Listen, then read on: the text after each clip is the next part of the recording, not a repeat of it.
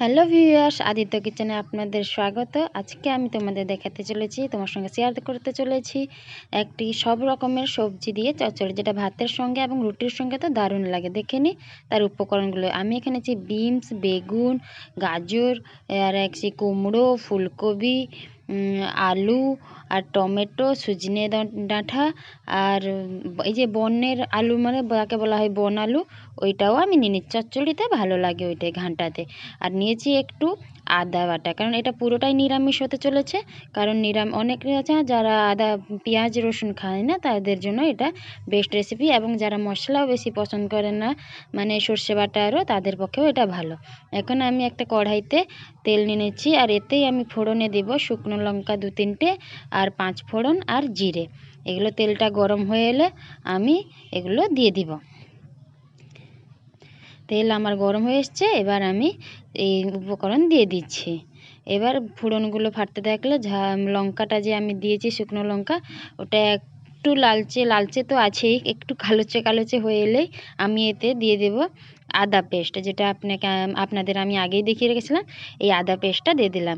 এটা যাতে না ছিটকে আসে, তার জন্য আমি দিয়ে দেবো একটু হলুদ গুঁড়ো, যাতে এটাই যে মানে পটপট করে যে ছিটকাচ্ছে ওটা আর হবে না, সেই জন্য আমি একটু দিয়ে দিলাম হলুদ গুঁড়ো।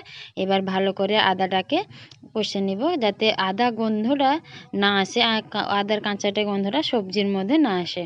ততক্ষণ আমি এটাকে ভালো করে অল্প আঁচে ভেজে নেব। দেখুন আমি কত ভালো করে ভেজে নিয়েছি। এবার ভাজা হয়ে গেলে এতে আমি দিয়ে দেবো কেটে রাখা টমেটো কুচি। এটা দিয়ে দিলাম। টমেটো কুচি আমার দেওয়া হয়ে গেছে।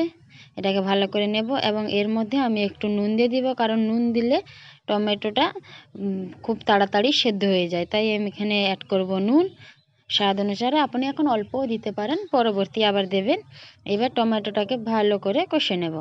দেখুন কত সুন্দর কষে নিয়েছি। এর মধ্যে আমি আপনাদের কথা বলে দিই ভিউয়ার্স, এটা যদি আপনাদের ভালো লাগে প্লিজ একবার হলেও বাড়িতে ট্রাই করে দেখবেন। রুটির সাথে তো এটা দারুণই লাগে। রাতে অনেকের ঝামেলাই থাকে যে রাতে রুটির সঙ্গে আমরা কী খাবো, তো এরকম সব রকম সবজি দিয়ে রান্না করলে, আর বিশেষ করে যেদিন আমরা পেঁয়াজ রসুন খাই না বা মশলাপাতি খাই না, তাদের জন্য তো এটা খুবই ভালো রেসিপি। ভালো করে শেয়ার করুন, একবার হলেও রান্না করে দেখবেন। আমার টমেটো হয়ে গেছে, এবার আমি কেটে রাখা সব সবজিগুলো এতে দিয়ে অ্যাড করে দিচ্ছি। দেখুন কত সুন্দর অ্যাড করে দিয়ে এটাকে আমি নেড়ে নিব।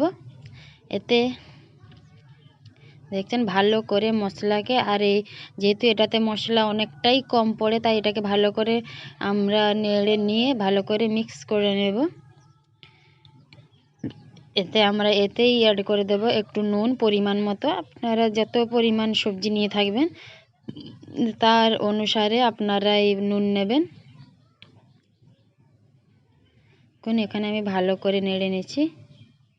দিয়ে দিলাম এবার একটু স্বাদ মতো নুন। আর যেহেতু আমি এখানে হলুদ একটু কমই দিয়েছিলাম, এখানেও একটু আমি হলুদ অ্যাড করব। দেখুন করে দিলাম হলুদ অ্যাড। এবার ভালো করে মিক্স করে নেব।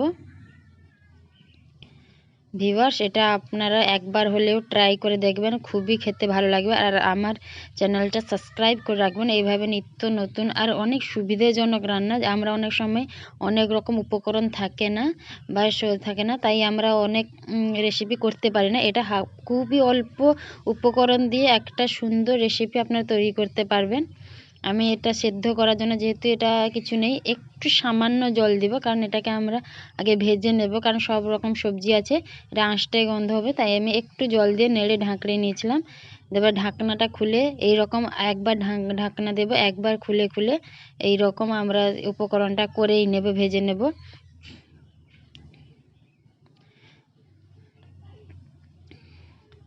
এরকম আস্তে আস্তে একটু সময় লাগবে।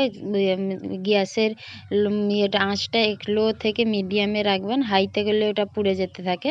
তাই আমরা এটা সেদ্ধের কিছু নেই, তা আমরা পুরো ডাইরেক্ট এটা ফোড়ন দিয়েছি। তাই আমাদের অল্প আঁচে একটু জল দিয়ে একটু নেড়ে নেড়ে এটাকে সেদ্ধ করে নিতে হবে। প্লিজ ভিউয়ার্স, আমার এটা সাবস্ক্রাইব করে রাখবেন এবং লাইক করবেন, কমেন্ট করবেন, যাতে আপনাদের আরও কিছু ভালো উপকরণ বা ভালো রেসিপি দেখাতে পারেন। আপনারা কী ধরনের রেসিপি দেখতে চান সেটাও প্লিজ আমার সঙ্গে শেয়ার করতে পারবেন। আমার চ্যানেলটাকে সাবস্ক্রাইব করে রাখবেন। এই দেখুন কতটা হয়েই এসেছে আমাদের রেসিপি। এই দেখুন কত সুন্দর রং নিয়ে নিয়েছে, ভালোই হয়েছে দেখে তো ঠিক আছে, কিন্তু তবুও একটু সেদ্ধ হতে বাকি আছে। দেখে নিন হয়ে এসে, আপনারা দেখতেই পারবেন। এখানে একটু লেগে গেছে, আমি নেড়ে নিচ্ছি। ভিউয়ার্স দেখুন সেদ্ধ হয়ে এসছে। এবার আমি একটু হয়নি সেদ্ধটা ভালো করে, কিন্তু মশলাটা ভাজা হয়ে গেছে, সবজিগুলোও ভাজা হয়ে গেছে, তাই আমি আর একটু সামান্য পরিমাণ জল দিয়ে একটু বেশিই দেবো, কারণ এটাকে ভালো করে এবার মশলা হয়ে গেছে, এবার সেদ্ধ করার জন্য একটু বেশি দিয়ে ভালো করে ঢাকে অনেকক্ষণ আমি এটাকে সেদ্ধ করতে রেখে দেবো। এই দেখুন ঢাকনা খোলার পর আমার সবজি প্রায় কমপ্লিট হয়ে গেছে। দেখতেই পাচ্ছেন কত সুন্দর হয়ে গেছে রেসিপিটা, তরকারিটা। আমার রুটির সঙ্গে তো পুরো খাওয়ার জন্য কমপ্লিট হয়ে এসেছে। ভিউয়ার্স যদি ভিডিওটা ভালো লাগে অবশ্যই সাবস্ক্রাইব করবেন, বেল আইকন ঢেকে রাখবেন, বাজিয়ে রাখবেন, যাতে আমি যাই কিছু রেসিপি বানাই আপনাদের কাছে খুব সহজে খুব তাড়াতাড়ি পৌঁছাতে পারে। দেখুন আমার তরকারি কমপ্লিট হয়ে গেছে। Bye bye.